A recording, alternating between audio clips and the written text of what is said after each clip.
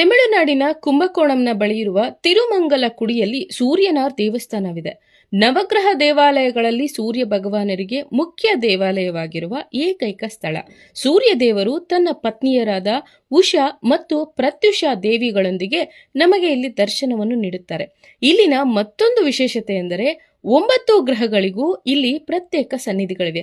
ಪೂರ್ವದಲ್ಲಿ ಕಳವ ಮುನಿ ಎಂಬ ಋಷಿಯು ಇಲ್ಲಿನ ಸೂರ್ಯದೇವರು ಮತ್ತು ನವಗ್ರಹಗಳ ಕೃಪೆಯಿಂದ ಕುಷ್ಠರೋಗದಿಂದ ಮುಕ್ತಿ ಹೊಂದಿದರೆಂಬ ನಂಬಿಕೆ ಇದೆ. ಸೂರ್ಯ ಭಗವಾನ್ ನಮಗೆ ಕಾಣುವ ಪ್ರತ್ಯಕ್ಷ ದೈವ, ಬೆಳಕು, ಶಕ್ತಿ ಮತ್ತು ಜೀವನದ ಪ್ರತೀಕ. ಸೂರ್ಯನನ್ನು ಪೂಜಿಸುವುದರಿಂದ ಆರೋಗ್ಯ, ಆಯುಷು ಮತ್ತು ಯಶಸ್ಸು ದೊರೆಯುತ್ತದೆ. ನಾವು ಇಲ್ಲಿ ಗುರುಗಳ ಜೊತೆಯಲ್ಲಿ ವಿಶೇಷವಾಗಿ ಅರ್ಚನೆ ಪೂಜೆಯನ್ನು ಮಾಡಿಸಿ ಗೋಧಿ, ಕೇಸರಿ ವಸ್ತ್ರ, ಫಲತಾಂಬೂಲ ದಕ್ಷಿಣೆಯನ್ನು ದಾನವಾಗಿ ನೀಡಿದೆವು.